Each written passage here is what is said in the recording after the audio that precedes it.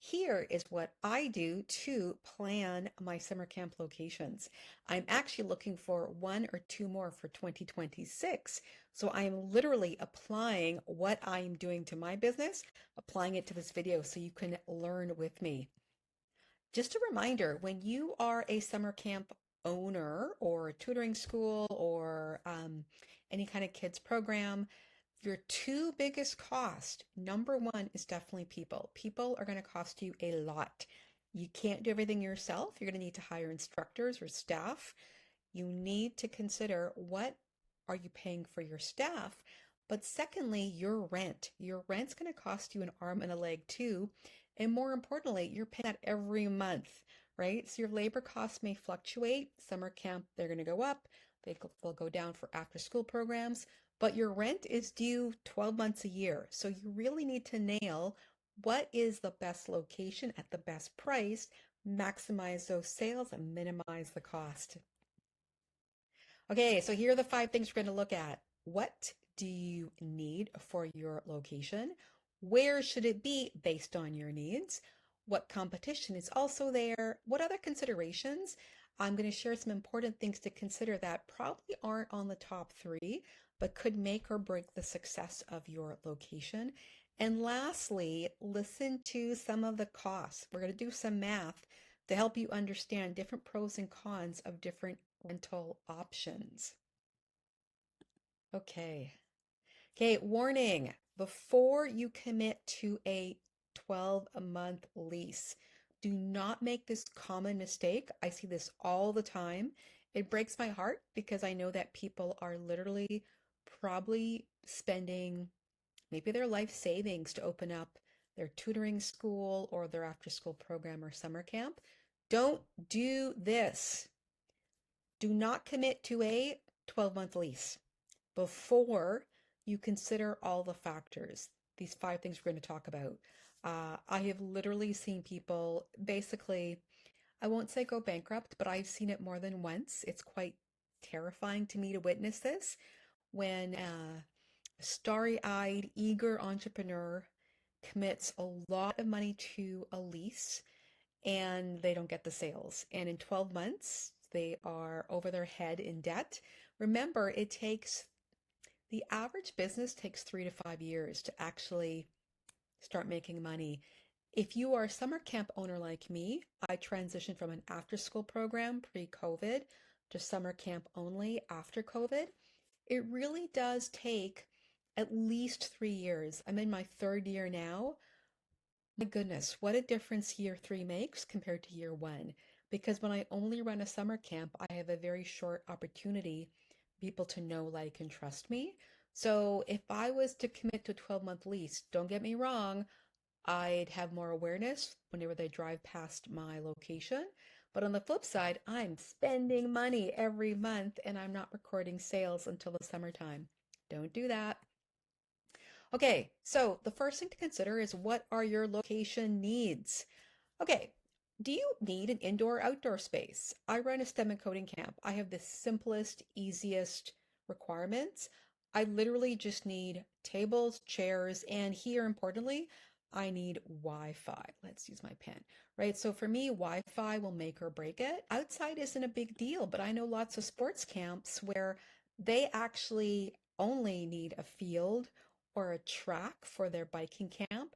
So they have very different requirements than me. Are you a 12-month business or a pop-up? I've already said I went from being a 12-month business to now I'm just a pop-up summer camp. Way easier on my budget. It's not going towards rent.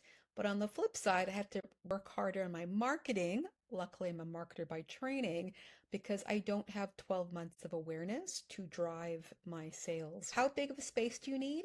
If you're one of those like really wow camps, like I know there's a venue that is a circus camp, believe it or not.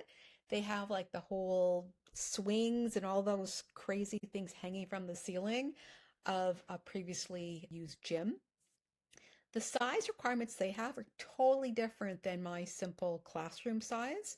Similarly, storage. If you are running something like a Lego robotics after school program or camp, you're going to need a lot of storage space for all those wonderfully exotic robotics kits, that could be a deal breaker for what your needs are. I mentioned internet and Wi-Fi, deal breaker for me.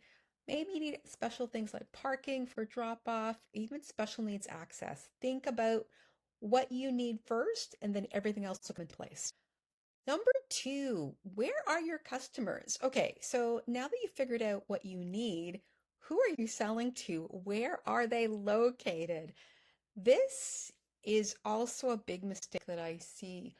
I have seen after school programs and Main Street businesses focus on cheaper rent, but they're not where where their customers are, or they're not where the most desirable customers are, right? This really is true location, location, location. How do you know where your desirable customers are? Well, it's easy if you know how to look for it. Most cities will include zip code or postal code data, which basically they know this. They know the density of different parts of the city, and they also typically know the household income, the size of the family based on survey data. Now, easier than ever, oh my goodness, so much easier, just ask AI. Here's an example with ChatGPT. You can take this script and literally use it for your own camp or after school or tutoring school. But in my example, I asked Chat, list five neighborhoods in Toronto with the highest density of middle class families with school age children that would be a good location for Codezilla kids. That's my business. A pop up summer camp that offers STEM and coding to kids ages 5 to 14. Also, consider the number of major camp competitors already there, including STEM and coding competition, and identify where there is untapped market opportunity in those areas. Okay, so you want to find out not just where should you be based on the people, but where should you not be based on your competition. And then lastly, actually drive around the areas. Does it look like a good residential area? Do you see retail? You know, if there's a Starbucks and drugstores and the big grocery stores, it probably tells you it's got the right demographics. Camp is a disposable income service, right? It's not like going to the dentist or the doctor. It's something people choose, they opt into. And especially with a rocky economy, you need to make sure you go after the people that have the disposable income, the extra money to hire you. Okay, so now that you know what you need and where you are considering locating, you want to go deeper into your competitors. And here's a real life example based on my brand, Codezilla Kids. Okay, so literally use Google Maps to figure out where should you be. So this is here, Codezilla. This is one of my four camp locations. And sure enough, I have one, two, two STEM and coding competitors right in the hood. That's a bit, you know, a bit saturated, I won't lie. And they were also here before me. Moreover, they have Main Street brick and mortar leased facilities. I'm a pop-up summer camp. So I know where they are on the map, but I also have done something else, and I'll show you this on the next slide. I have gone and I have made sure that I rent where I know I have the ideal location. So what do I mean by that? You might notice that, look for the green. This location doesn't, like, they have a little parquet, but not much green. And this location, believe it or not, this green is a cemetery. So not the coolest place to bring the kids for a summer camp. This location here that I rent at has a beautiful green space. It's actually a wonderful playground and park. You wouldn't know that just by looking at a Google map, right? But because I've driven the area, I know the area. There's a library, tennis court, splash pads, a refurbished park. It's a wonderful place. I'm not saying these other camps won't go here or don't, but it's a bit of a trek for them. So I really wanted this area because not only is it a great location, access to other things, but in addition, there's another major camp that I can steal kids from. This is a biking camp, and they are one of the biggest kids camps in North America, not just my city, but across North America. They're like the Starbucks. Pedalheads is like the Starbucks of summer camps. They have been at this location for probably, I don't know, 10, 15, 20 years. So they have a really loyal following. Guess what? I want to get some spillover, right? So I intentionally rent at the same church where they rent. This was not random. They had done the research. They're bigger, stronger, more powerful than me. I'm gonna go where the big guy is, right? It's like if a Starbucks opens up on a street, other stores will flock to that same street because it's Starbucks. They bring in the best of the best. This is my equivalent, right? Pedalheads to Starbucks to summer camps. So I know if they're there, it's an easy way for me to get a win-win where I can also promote myself. Because remember, most parents don't send their kid to the same camp for 8 weeks in a row. That would be really boring for their kid. Most parents that I know, myself included, I'm a parent of two, your child goes to a range of camps every week. You might double up on one camp or you go high low, spend a lot on one camp, then go cheap at the local camp for a few weeks back and forth. But the point being that you probably want a variety of experiences, but you also want convenience. So if parents live in the area and they like the area and they can go to, here for biking, here for coding and STEM, it's a win-win. And I want to get that halo effect. And also look at, I have said to pedal heads like last year, I said, hey, I've got some empty spaces in August. It's a quieter month. I'm happy to give them to your parents for free or at a discount, right? So there is always a way to work with a bigger camp or offer something to their demographic as a make good or goodwill. It only helps your brand and also gives you good reputation as a partner with other camp owners. Okay, lastly, location cost. So now that you know what you need, where you should go based on demographics, people, as well as where you should not be based on your competition, and you factored in other considerations like where's my opportunities, where are other potential partners. Now I look at, really what are the final locations and what do they cost.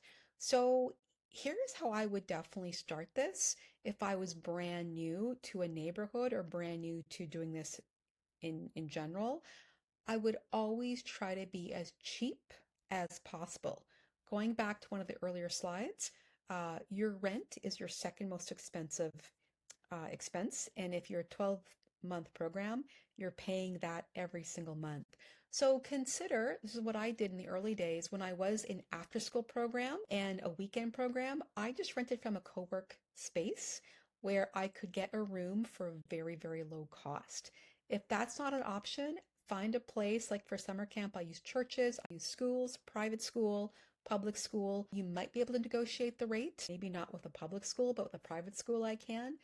And when it comes to cost, think about how to optimize the value for your spend. What do I mean by that? Well, for example, if I was to rent even today this mid-size room, I can get it as low as $50 an hour. Now that's Canadian dollars, so lower than American, but still, $50 adds up pretty quickly, right? Two of those is 100. So you want to be considerate, like how much am I spending?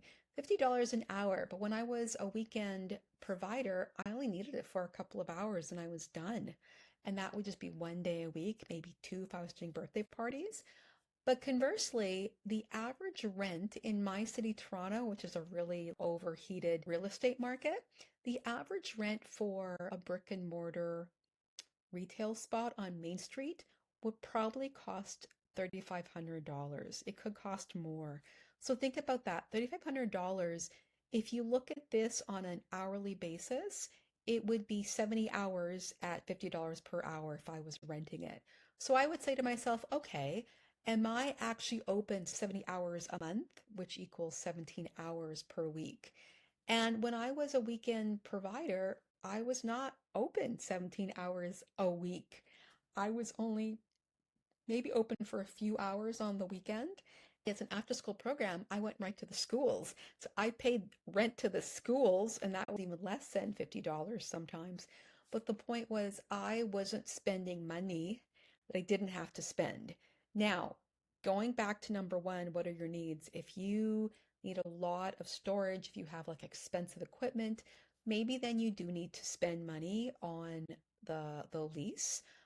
But I've also done the math where, I mean, truthfully, what's really crazy is if you look at those storage rental lockers, you can get a rental locker for like 300 bucks a month. It's like one-tenth the cost for a rental locker. And if you only need your equipment on the weekend, maybe even only one day a week, I think it's hard to justify spending this much money. Because remember, the money you spend on your rent is before you add in utilities, insurance. You have to also pay your staff, the most expensive cost. So I just always think, how many kids do I need to have as sales every month just to cover my rent? And, if you're making $500 per month per kid, that's seven kids, which might be easy. Maybe seven kids a month is not hard for you to do. Great, kudos to you. But again, that's before your insurance, your utilities, your labor, your staff, and also paying yourself. So if I don't have to spend this much money every month, if I can get away with one-tenth, which is what I did as an after-school program, that is what I will be doing. So those are my thoughts. If you have any questions or you want to reach out, feel free to reach out to me, camplaunchconsult@gmail.com. I'm Sherry, and you can also follow my summer camp is Codezilla Kids. We are on social media. Good luck.